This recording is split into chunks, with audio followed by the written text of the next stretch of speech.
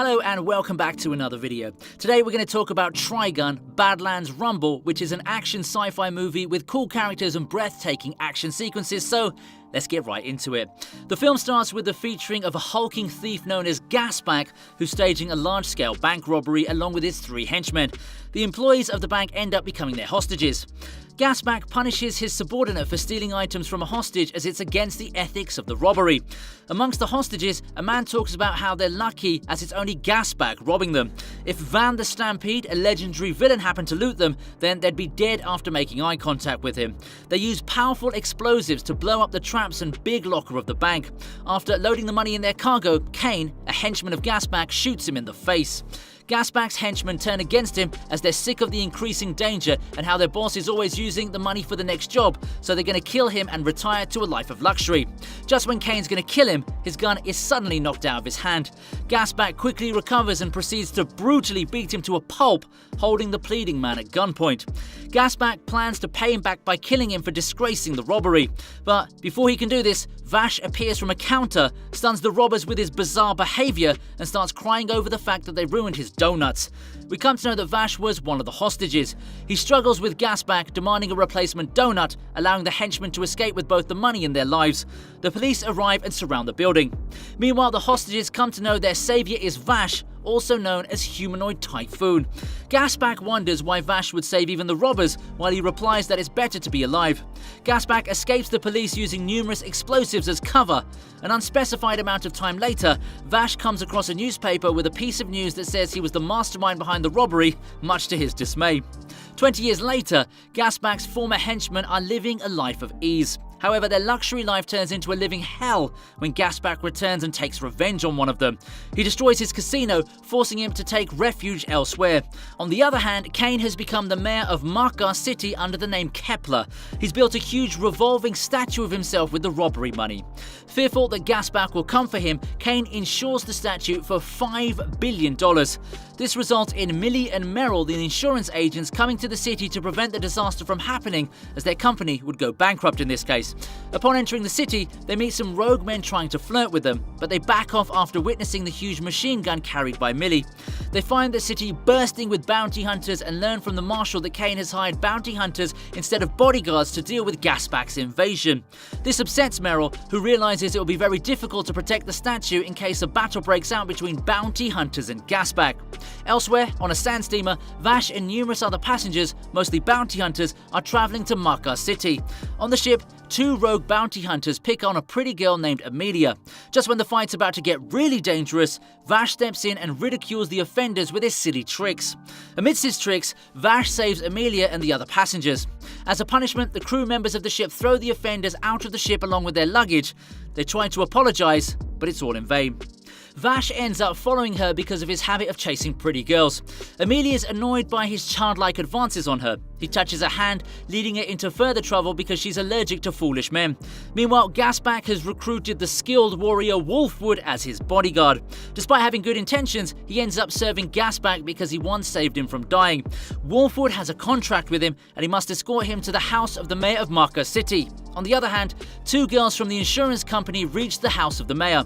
Upon meeting him, they present him with a gift, and suddenly armed officers cover the place and take the parcel for checking, as it could be a bomb sent by Gasback. The mayor tells them that he needs insurance worth $5 billion for his statue because it's a great asset for the town. The girls try to negotiate with him, but he's fixated on insuring the statue. He also tells them to insure the power plant, but back off after hearing that it's not possible to insure a power plant. Back in the city, Vash is still trying to impress Amelia. She beats him to the ground for troubling her. The two end up in a bar and share a table with Merrill and Millie. As the night goes on, everyone in the bar gets high on alcohol. This leads to a huge brawl breaking out. Just when things are going to get ugly, Vash steals the bullets from everyone's guns to stop the fight. Millie and Vash head for their rooms, each carrying an intoxicated Amelia and Merrill, respectively. Amelia experiences a flashback in which she's talking to her mother.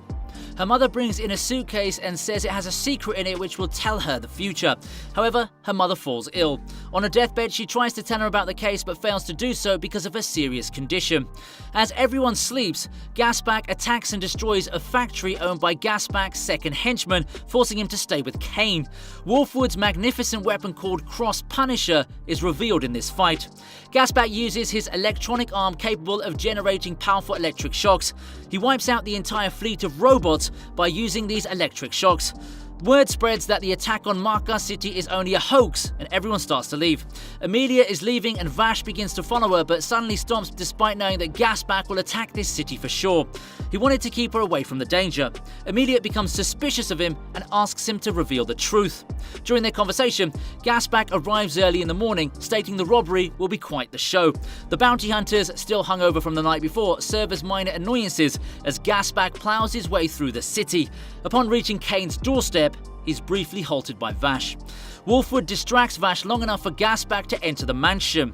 At this, Wolfwood states his contract is complete, letting Vash inside. Gasback discovers that Kane has non-fatally shot the other two henchmen, claiming that they were the ones at fault. Deaf to Kane's pleas, Gasback is about to get even when Vash and Amelia burst into the room.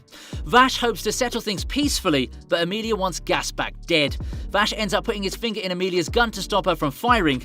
During the conflict, Kane and Gasback escape again, and Amelia learns Vash was the one who let Gasback escape 20 years ago. She furiously tells him that countless lives were affected by his decision of letting Gasback live, swearing to see the outlaw die. Gasback finds Kane, telling him that he doesn't intend to kill him. Instead, he plans to rob him clean.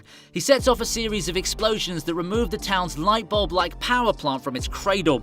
It rolls through town and destroys the statue, to Meryl and Millie's great dismay, and a special getaway hover vehicle secures it. The remaining bounty hunters, including Amelia, chase after him. Vash and Wolfwood follow, pulling between Amelia and Gasback's vehicles, trying to stop them from damaging the plant. Vash is suddenly shot by the marshal, who's shown to be working with Gasback. He falls and disappears into a pit of dry quicksand. Wolfwood tries to save him, but only manages to pull out his sunglasses. Grieved over the loss, Amelia wonders that she's not too different from the outlaw. Back at the now powerless town, Amelia tells girls from the insurance company that Vash is dead. Amelia makes up her mind to destroy the plan of Gasback while claiming back the power plant of the city because countless people are suffering. Wolfwood, now wearing Vash's sunglasses, agrees to take down Gasback and bring back the plant. Amelia joins in the battle. They fight bravely, but are quickly overwhelmed by the outlaw's firepower. Wolfwood provides cover and tells her to get the power plant back. She manages to get over the hovercraft by distracting Gasback. Just when she's about to escape with the power plant, the marshal comes in and points his gun at her. Suddenly, just as Gasback is about to kill Amelia, his gun is shot out of his hand. Vash appears, much to everyone's great surprise. He reveals that he lived by having the bullet lodge into an incredibly tough piece of smoked meat in his pocket. He avoids drowning in the quicksand by having Millie and Meryl pull him out, much to their shock. Gasback challenges him for a one-on-one duel, to which Vash and Amelia agree. Vash draws his gun and shoots him with extreme precision. Despite having the power to kill him, he neglects Gasback's vital points, indicating that he doesn't want to kill him. Their duel ends with Gasback getting shot in the leg and shoulder. He tries to activate his trump card, an energy-based weapon, but Amelia counters it with a pair of strange metallic gloves. He recognizes the gloves as something he made for his wife. Amelia then reveals that Gasback's wife was her mother, and she was born shortly after he left for a robbery. Although he left his family well stocked, a rival gang broke in and stole everything. The neighbors only watched the whole tragedy, refusing to help the family of an outlaw. Amelia's mother soon dies, as even the doctor didn't help them. Amelia then aims her gun at Gasback, but then exclaims that she won't kill him. Just then, Kane arrives with a missile, planning on killing all of them except himself. Before he can do this, Wolfwood destroys the missile with a single shot from his Cross Punisher. As the end credits roll, the town's restored once the plant is brought back. Vash and Wolfwood encounter Meryl and Millie, who state that Kane was a criminal under a false name, so the insurance payment is now null and void. Gasback, Kane, the marshal, and the other henchmen are taken into custody in a police caravan.